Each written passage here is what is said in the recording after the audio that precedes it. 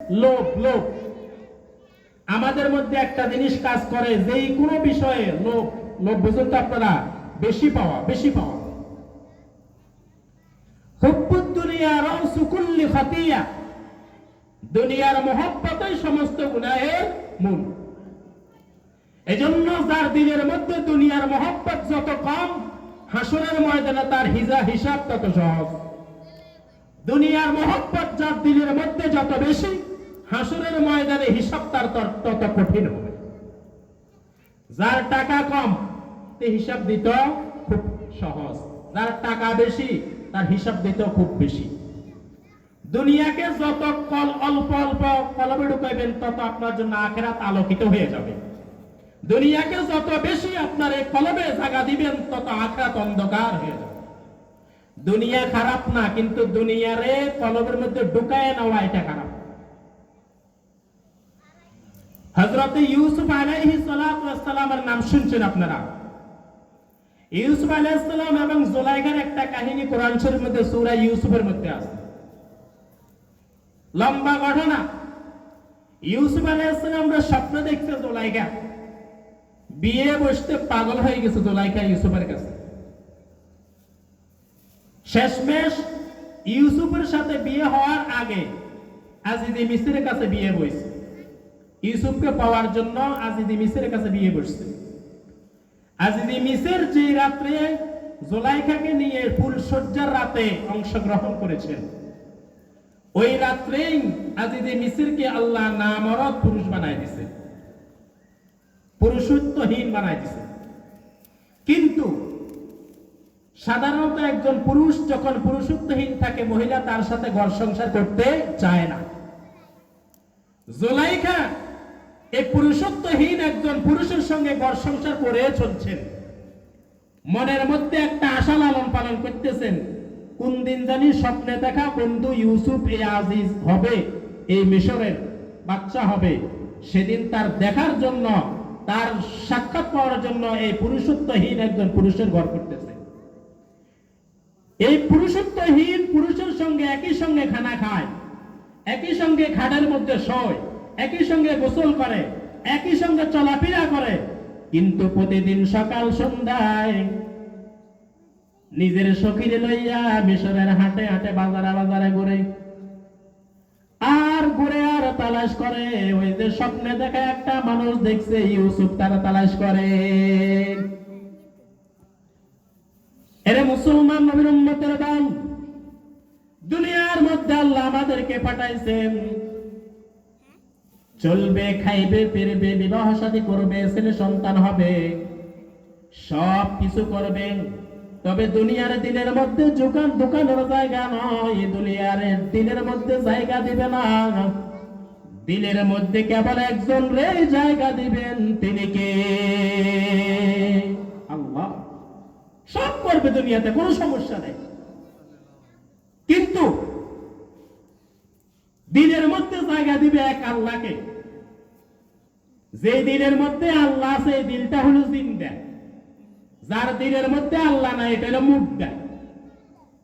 মাসালুল লাযী ইয়াযকুরু রাব্বাহু ওয়াল লাযী লা ইয়াযকুরু রাব্বাহু মাসালুল হাইয়্যি ওয়াল মাইয়্যিত। যে দিলের মধ্যে আল্লাহ আছে, অর্থাৎ যে মানুষটা আল্লাহর ইবাদত করে, আল্লাহর হুকুম মতো চলে, সেই মানুষটা হইল একজন জিন্দা আল্লাহওয়ালা। আর যার দিলের মধ্যে আল্লাহ নাই, যে আল্লাহর হুকুম মতো চলে না, সে মানুষ হইয়া জিন্দা হইয়া একটা মুর্দার মতো। কথা ঠিক কিনা? এক নম্বর হইল দিলের মধ্যে জোরক, সেটা হইল লোভ। হুব্বুদ দুনিয়া রাউসু কুল্লি খাতিয়া, দুনিয়ার মহব্বত সমস্ত গুনাহের মূল। লোভের কারণে হয়তো চুরি করে, কথা কন না কা? লোভের কারণে কি করে? চুরি করে। লোভের কারণে তো একজন আরেকজনকে খুন করে, লোভের কারণে তো ছিনতাই করে, লোভের কারণে তো ডাকাতি করে, লোভের কারণে তো একজন আরেকজনের মাথার মধ্যে জুলুম করে বাড়ি দেয়, লোভের কারণে তো ভাই বোনের হক আদায় করে না। কথা ঠিক না? হ্যাঁ, বুখারী শরীফের riwayat, রাসূলুল্লাহ সাল্লাল্লাহু আলাইহি ওয়াসাল্লাম বলছেন, 7 জিনিস যার মধ্যে আছে, 7টা গুনাহ যে করে, সেই ঈমান নিয়ে কবরে যাইতে পারে না। এই অবস্থায় মারা গেলে সে ঈমান নিয়ে কবরে যাইতে পারবে না। এক নম্বর, লা ইয়াজনি জানি হিনা ইয়াজনি ওয়া হুয়া মুমিন, যে ব্যক্তি জিনা করা অবস্থায় মারা যায়, যে জিনা করে, জিনার মতো গুনাহ করে, এই অবস্থায় যদি মারা যায় ঈমান নিয়ে কবরে যাইতে পারে না। ওয়ালা ইয়াসরিকু সারিকু হিনা ইয়াসরিকু ওয়া হুয়া মুমিন, যে ব্যক্তি দুনিয়ায় চুরি করে, আসেনি চোর আছে না দুনিয়াতে, এই চুরি করে, চুরি অবস্থায় যদি মারা যায় তো মুমিন হয়ে কবরে যাইতে পারে না। ওয়ালা ইয়াশরাবুল খামরা হিনা ইয়াশরাবুহা ওয়া হুয়া মুমিন, যে মানুষটা দুনিয়ায় মদ পান করে, মদ পান অবস্থায় যদি মারা যায় তো ঈমান নিয়ে কবরে যাইতে পারে না। ওয়ালা ইয়ানতাহিবু নুহবাতান যাতা শারাফিন ইয়ারফাউন নাসু ইলাইহি আবসারহুম হিনা ইয়ানতাহিবুহা ওয়া হুয়া মুমিন, যে মানুষগুলো চিন্তাই করে, চিন্তাকারী আছে নি একদল, কথা কন না কা, রাত্রি বেলায় মানুষকে চিন্তা করে আসেনি, কথা কন না কা, পকেট মারেন না, নেশা হাঙ্গাইন না, চুরি দিয়া গাই দিয়া মানুষের জীবন বিনাশ করে চিন্তাকারী আসেনি, কথা কন না কা, চান্দাবাজ দান্দাবাজ আছে না, কথা কন না কা, এগুলো এই অবস্থায় মারা গেলে ঈমান নিয়ে কবরে যাইতে পারবে। 5 নম্বরে আর একটা riwayate আরো দুইটার কথা আছে, ওয়ালা ইয়াকুল্লু হিনা ইয়াকুল্লুহা ওয়া হুয়া মুমিন, যে ব্যক্তি খেয়ানত করে, খেয়ানত প্রতারণা করে, প্রতারক আছে না একদল, কথা কন না কা, প্রতারক, এই প্রতারক ধোঁকাবাজ কোনদিন ঈমান নিয়ে কবরে যাইতে পারে না। ওয়ালা ইয়াকতুলু হিনা ইয়াকতুলু ওয়া হুয়া মুমিন, যে ব্যক্তি মানুষকে অন্যায়ভাবে হত্যা করে সে ঈমান নিয়ে কবরে যাইতে পারে না। 6টা, কয়টা কথা বলছি, এই 6টা। তো এই যে 6টা গুনাহের কথা বললাম, এটা কি সুখে করে না, এটা লোভের মধ্যে করে না, লোভের কারণে করে না, কথা বল না, এই লোভ হরিয়াতে সমস্ত গুনাহ করে। এই দিলের মধ্যে এই দুনিয়ার মহব্বতের কারণে, লোভের কারণে যে এই ধরনের গুনাহ করবে তো তার দিল নষ্ট হয়ে যাবে, সে ভালো দিল নিয়ে জান্নাতি হয়ে কবরে যাইতে পারবে না। 2 নম্বর হলো আমল। আমল অর্থ বড় বড় আশা রাখা, বড় বড় আকাঙ্ক্ষা, বিশাল পরিকল্পনা করা, বড় বড় লম্বা আশা করা, এটা মানুষকে গুনাহের দিকে নিয়ে যায়। আমার বেতন হইল 10,000 টাকা, এখন আমি যদি 15 লাখ টাকার একটা কাজ ধরি, কথা বুঝিয়েন, আমি অফিসে চাকরি করি 10,000 টাকা বেতনে, 15 লাখ টাকা খরচ করে বাড়িতে বিল্ডিং করতেছি, আপনি কোন 10,000 টাকা বেতনে চাকরি করি, কোন বছর 100 লাখ টাকার ঘর করবো, হারাম নি, কথা কর না কা, হ্যাঁ। তো এবার আমি কি করি, ওই আমার এই লম্বা আশার কারণে বিল্ডিং করবো, এই বিল্ডিং এ আমি থাকবো, আমার ছেলেরা থাকবে, আমার নাতিরা থাকবে, এজন্য এবার ঘুষ, সুদ, বিভিন্ন অন্যায় কাজে জড়ায় কিনা, কথা কন না কা। মানুষের যা বাঁচা 80 বছর, 90 বছর, 60 বছর, হাতে আশা করে রেখেছে 300 বছরে। এত বড় লম্বা আশা মানুষকে গুনাহের দিকে ধাবিত করে। অথচ যে ব্যক্তি সুদ খায়, যে ব্যক্তি সুদ দেয়, যে ব্যক্তি সুদের লেখালেখি করে, যে ব্যক্তি সুদের সাক্ষী হয়, আকালার রিবা অমুকালাহু ওয়াকাতিবাহু ওয়া শাহিদাইহি ওয়াকালাহুম সাওয়া, প্রত্যেকের গুনাহ এক, প্রত্যেকের গুনাহ কি এক। সুদখোর আমাদের দেশে আছে না নাই, কথা কর না কা, সমাজ থেকে শুরু করে রাষ্ট্র পর্যন্ত সুদের কাজ কারবার বেশি, কথা কর না কা, সুদের কাজ কারবার বেশি। আপনি হয়তো জানেন না এই সুদ আপনাকে জান্নাত থেকে ছিটকাইয়া জাহান্নামের দিকে পৌঁছায় দিচ্ছে। মনে রাখবেন, আপনার জন্য আল্লাহ যে রিজিক বরাদ্দ করেছেন, আপনি মওতের আগে যেই কোনো মাধ্যমে হোক এই রিজিক আপনার কাছে পৌঁছবে। আপনি সুদের দিকে যান কেন? হাদিসের মধ্যে রাসূলুল্লাহ সাল্লাল্লাহু আলাইহি ওয়াসাল্লাম বলেন, যে ব্যক্তি 1 টাকার সুদ খাবে তো সে যেন 36 বার জিনা করলে যে গুনাহ হইতো, এই 1 টাকা সুদ, 1 দিনার, 1 দিরহাম সুদ খাইলে এরকম গুনাহ তার আমলনামার মধ্যে পেয়ে দিবে। আরেক হাদিসে আছে সুদের 70টা গুনাহ আছে, তার মধ্যে একটা হইল আপন মায়ের সঙ্গে জিনা করা, নাউযুবিল্লাহি মিন যালিক। যে সমস্ত মানুষগুলা নামাজ পড়ার পরও সুদ খায়, রোজা রাখার পরও সুদ খায়, আল্লাহর বন্দা দাবি করিয়াও, মুসলমান দাবি করিয়াও সুদের সঙ্গে জড়িত, এই লোকগুলাকে এই ওয়াজগুলো শুনে না, কথা কর না কা, শুনে না? দিল নষ্ট। বলেন কি নষ্ট? দিল নষ্ট। এই দিলের 2 নম্বর রোগ হইল বড্ডা বড্ডা আকাঙ্ক্ষা, আশা রাখা, বড় বড় পরিকল্পনা করা। মিয়া পরিকল্পনা তো করবে আল্লাহ, পরিকল্পনা কে করবে? আল্লাহ। আল্লাহর পরিকল্পনা মেনে নেওয়া হইল বান্দার কাজ, ঠিক কি না? হেরেস আমল গজব দুরুগ গিবাত। 3 নম্বর রোগ সেটা হইল রাগ, ক্রোধ। রাগ আছে নি আমাদের মধ্যে? কথা কন, রাগ। 3 নম্বর রোগ হইল রাগ।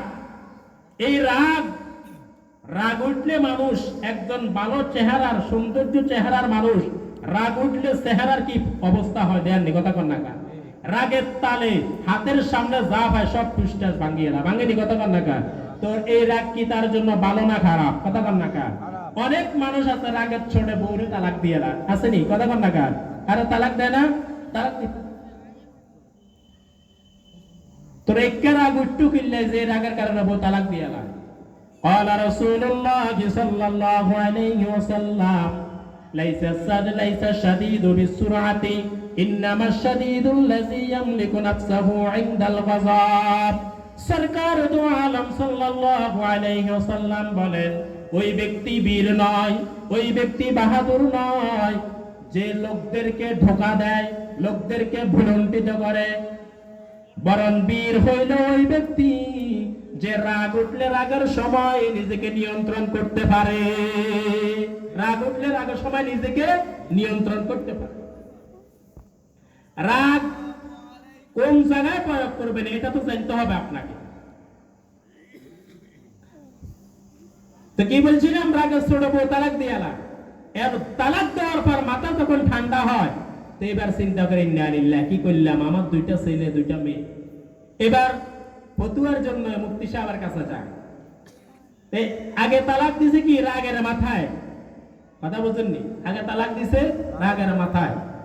এবার হিয়ানা যায় মিথ্যা কথা হুজুর কাছে বানাই, কা হুজুর না, আমি বরে বলি নাই তালাক, বরং বরে বলছি তুই সালাক। তুই কি? কথা কর না কা? তালাকরে কি বানাইছে? সালাক বানাইছে। মৃত্যু এই জায়গায় মিথ্যা কথা কর। আগে হোসা ছিল না? রাগ উঠলে রাগ তো প্রয়োগ করবেন আপনি ইসলামের শত্রুদের বিরুদ্ধে। জিহাদের ময়দানে রাগ আপনি প্রয়োগ করবেন। বড় উপর রাগ দেখা লাভ আসেনি? কথা কন না কা? অধীনস্থ মানুষ উপর রাগ দেখা লাভ নাই, বরং রাগের সময় মাফ করে দেওয়া, এটা হলো গুণ। এটা হলো কি? গুণ। একজন ব্যক্তি আল্লাহ রাসূলের কাছে এসে বলছে, ইয়া রাসূলুল্লাহ, আমি আমার খাদেমকে কয়বার মাফ করব? আনিল খাদেম, আমি আমার খাদেমকে কয়বার মাফ করব? হুজুর সাল্লাল্লাহু আলাইহি ওয়াসাল্লাম চুপ রইছেন। এরপরে এত আবার জিজ্ঞাসা, হুজুর আমি আমার খাদেমকে কয়বার মাফ করব? হুজুর বলছেন 70 মাররা, দৈনিক 70 বার তাকে মাফ করবে। সুবহানাল্লাহ। এর রাগ, এটা দিল থেকে বাইর করতে হবে। সব জায়গায় রাগ খাটানোর জায়গা নয়। তাইলে 1 নম্বর বলছি বড় বড়, 1 নম্বর বলছি লোভ, লোভ। 2 নম্বর বলছি বড় বড় আকাঙ্ক্ষা, আশা। 3 নম্বর বলছি রাগ। 4 নম্বর হইল মিথ্যা, মিথ্যা কথা বলা। কি বলা? বলেন। মিথ্যা কথা এখন কম না বেশি? বেশি। মিথ্যা কথা এখন কম না বেশি? খুব বেশি। মোবাইলের জগতে এত বেশি মিথ্যা কথা বলা হয়, আল্লাহ ভালো জানে কি পরিমাণে মিথ্যা কথা বলা। অথচ এই মিথ্যা একটা বললে একটাকে ডাকার জন্য আরো শত মিথ্যা কথা বলতে হবে। কথা ঠিক না? শত মিথ্যা কথার কি প্রভাব হাদিস শরীফে আছে, ইজা কাযাবাল আবদু তাবাআদা আনহুল মালাকু মিলান মিন নাতমি মা জাআ বিহি। সরকার দো আলম বলেন, কোন বান্দা যখন মিথ্যা কথা বলেন, এই একটা মিথ্যা কথা বলার কারণে এই মিথ্যার গন্ধ এত বেশি, মিথ্যার দুর্গন্ধ এত বেশি, এই দুর্গন্ধের কারণে তার সঙ্গে যে ফেরেশতা আছে, এই ফেরেশতা 1 মাইল দূরে চলিয়া যায়। মিথ্যা এটা কি খারাপ না ভালো? কথা বল না কা? আরো হাদিসের মধ্যে পয়গম্বর আলাইহিস সালাতু ওয়াস সালাম বলেন, 2টা জিনিসের জিম্মাদার যদি তোমরা হইতে পারো, ও উম্মতের দল, তোমাদেরকে বলি শোনো, দুইটা জিনিসের জিম্মাদার যদি হইতে পারো, আমি পয়গম্বর ওয়াদা দিলাম এই দুইটা জিনিসের জিম্মাদার হওয়ার কারণে আমি পয়গম্বর তোমাদের জান্নাতের জিম্মাদার হয়ে যাব।